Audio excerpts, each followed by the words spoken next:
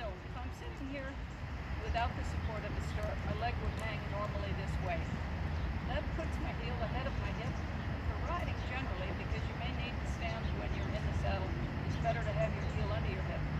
You can see, if you imagine that I'm standing on the ground, I wouldn't be able to support myself if my heel was far away. To just bend the knee is going to push my toe straight down. So you have to align yourself in a way that's thoughtful and consistent so that your horse knows what to expect and where to expect to carry your weight. So if you just push your heel down the way many of us were taught, and if you do it on a moving platform, like I'll show you, push your heel down, tends to shove your leg forward more than if you were going to just lift your toe up and draw your heel back a little bit. What this does is that it pulls your center of gravity low, and it allows you to tighten your abs, your upper and your lower abs, and use your thigh to pack your weight. The minute you start to push your heel down and this stirrup takes control of your balance, when this comes forward, this comes up. And of course, because we're trying to be a little more responsible in the cues that we give and a little more consistent with these horses before we start to balance on their face or hang in their mouth, we're going to get better results if we can get a good basic support from which to indicate to the horse what direction we want, what posture we want. The direction, posture, and speed is also possible and advisable to convey from your legs, from your balance, and your line of sight. But we can get into that later. For the purposes of posting, I just wanted to show you that the leg position that I prefer is one that puts my weight low, keeps my center of gravity low, and keeps my hands accountable to the horse.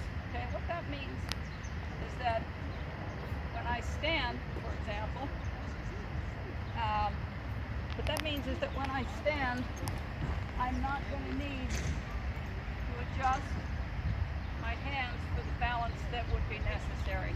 Okay, I'm going to stand and sit now just a few times, and you'll see that what I have here is, besides a lot of flies at the moment, what I have here is a horse that's willing to hopefully wait here for a second so that I can show you that what I'm doing here is I'm opening the hip joint, opening the knee joint, and the lower leg is staying where it is. Okay, that'll happen whether I have my stirrup or I don't.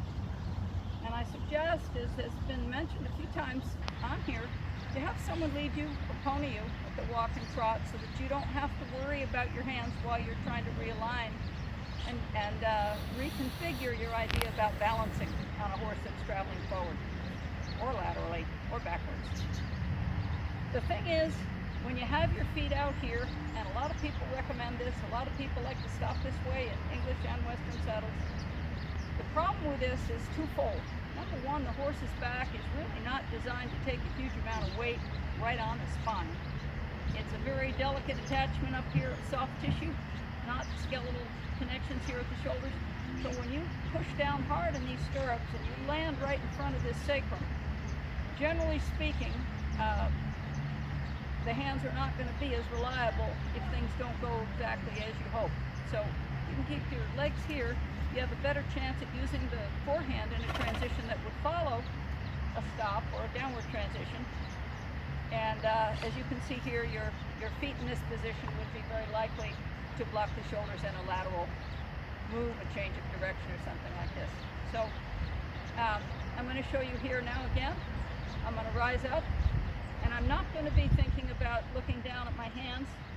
You'll see that when I look down here, what happens is I get kind of stuck.